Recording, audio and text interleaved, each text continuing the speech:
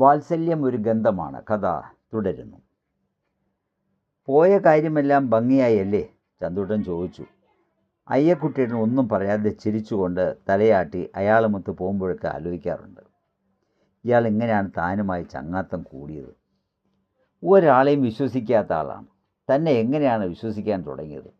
ഏത് നിമിഷത്തിലാണ് അത്തരമൊരു ചങ്ങാത്തമുണ്ടായതെന്ന് ചന്തുട്ടന് ഓർത്തെടുക്കാൻ കഴിയുന്നില്ല. കട തുറന്നിട്ട് കടം വാങ്ങാൻ വരുന്നവരെയും കാത്തിരിക്കുന്ന ഒരാളോട് നാട്ടുകാർക്ക് ഒട്ടും സ്നേഹം തോന്നിയിട്ടുമില്ല. ഉള്ളിൽ വെറുപ്പായിരുന്നു താനും. പുറമേ എല്ലാവരും ബഹുമാനം കാണിക്കും, എന്നാൽ കഴുത്തറുപ്പാൻ അയ്യക്കുട്ടി എന്നാണ് സ്വകാര്യമായി വിളിച്ചിരുന്നത്. പലർക്കും പണം ആവശ്യമുണ്ടായിരുന്നു. ആര് വന്നാലും പണം ഇല്ലെന്നോ തരില്ലെന്നോ അയ്യക്കുട്ടിയിടം പറയില്ല. ഭാര്യയോ കുടുംബാംഗങ്ങളോ ഇല്ലാത്തതുകൊണ്ട് മറ്റ് ചിലവുകളുമില്ല, മറ്റ് ദുശീലങ്ങളുമില്ല. കയ്യിലിഷ്ടം പോലെ പണം. അങ്ങനെ പണമുള്ളവർ നാട്ടിൽ മറ്റാരും ഇല്ലായിരുന്നു. അതുകൊണ്ട് പണത്തിന് ആവശ്യമുള്ളവർ നേരെ അയ്യക്കുട്ടിയേട്ടനെ സമീപിക്കും. എന്നാൽ വെയിൽ താണു കഴിഞ്ഞാൽ പണം കൊടുക്കില്ല എന്നൊരു സ്വഭാവം അയാൾക്കുണ്ടായിരുന്നു. കെട്ടിടത്തിൻ്റെ ഇറയോടുള്ള നിഴൽ വല്ലാതെ കിഴക്കോട്ടേക്ക് നീണ്ടു കിടക്കുന്നു കണ്ടാൽ അയ്യക്കുട്ടിയേട്ടൻ റേഡിയോ ഓഫാക്കും. നാട്ടിൽ പലയിടത്തും ടെലിവിഷൻ വന്നു കഴിഞ്ഞിട്ടും റേഡിയോ കേൾക്കുന്ന ശീലം അയാൾ ഒഴിവാക്കിയിരുന്നില്ല. കാലത്ത് മുതൽ വൈകിട്ട് വരെ റേഡിയോ അങ്ങനെ പാടിക്കൊണ്ടിരിക്കും.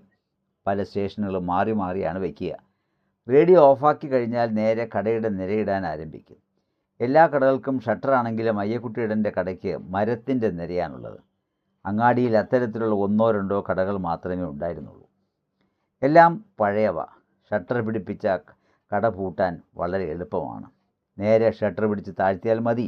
എന്നാൽ നിരയുള്ള കട പൂട്ടാൻ വലിയ അധ്വാനമാണ്. ഓരോ നിരയും മരം കൊണ്ട് നിർമ്മിച്ച ചാലിലൂടെ മുന്നോട്ട് കൊണ്ടുപോകണം. നിര അല്പമൊന്ന് പാളിപ്പോയാൽ നീക്കാൻ പ്രയാസമാണ്. തറഞ്ഞു നിൽക്കും. അയ്യക്കുട്ടിയേട്ടൻ ഒറ്റയ്ക്കൊന്ന് നിരകൾ നിരത്തുക. സഹായത്തിന് ആരെങ്കിലും ചെന്നാലും സമ്മതിക്കില്ല. സംശയമാണ്. അതിൻ്റെ പേരിൽ എന്തെങ്കിലും ആവശ്യപ്പെടുമോ എന്ന്. അത് കഴിഞ്ഞ് കാറുമെടുത്ത് എങ്ങോട്ടെങ്കിലും ഒരൊറ്റ പോക്കാണ്. എവിടേക്കാണെന്ന് ആരോടും പറയുകയുമില്ല. അല്പം ദൂരത്തേക്കാണെങ്കിൽ മാത്രം മണിക്കുട്ടനെ വിട്ട് ചന്തുട്ടനെ വിളിപ്പിക്കും.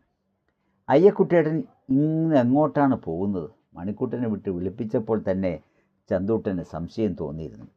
അച്ഛൻ്റെയും അമ്മയുടെയും കണ്ണു വെട്ടിച്ചു വേണം പുറത്ത് കിടക്കാൻ. പോകുന്നത് കണ്ടാൽ ഒരുപാട് സംശയങ്ങൾ അവർക്കുണ്ടാകും. അയ്യക്കുട്ടി അത്ര ശരിയല്ലെന്നാണ് അച്ഛൻ്റെ അഭിപ്രായം. അതുകൊണ്ട് അയാളുടെ കൂടെ കൂടുന്നതും അച്ഛന് ഇഷ്ടമല്ല. അമ്മയ്ക്കും അച്ഛൻ്റെ അതേ അഭിപ്രായം തന്നെ. ചന്തുട്ടൻ അത് കേട്ടിട്ട് തിരുത്താനൊന്നും മെനക്കെട്ടില്ല.